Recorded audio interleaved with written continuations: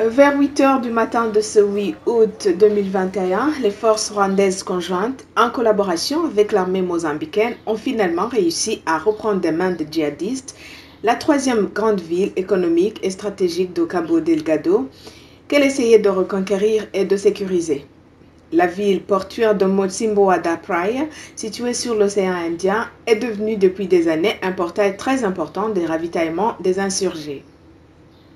Cette ville, nouvellement reprise des mains des insurgés, vient s'ajouter à un bon nombre d'autres secteurs de cette région qui sont maintenant sous le contrôle sécuritaire des forces rwandaises conjointes, en coopération bien sûr avec les forces mozambicaines.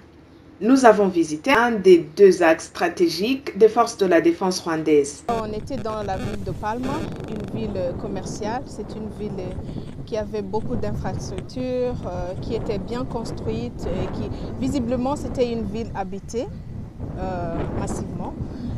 Mais maintenant qui est désertée, il n'y a plus personne, il n'y a aucune activité qui se déroule là-bas, sauf des positions militaires rwandaises qui sont là et militaires mozambicaines. Donc ça montre que vraiment c'était atroce, ça montre qu'il y a beaucoup de pertes, ça montre qu'il va falloir d'ailleurs beaucoup de temps et beaucoup d'efforts et d'énergie pour pouvoir reconstruire la ville. On a vu des balles, on a vu des grenades qui sont toujours posées là-bas, ce qui explique qu'il y a peut-être même des mines qui sont ici et là.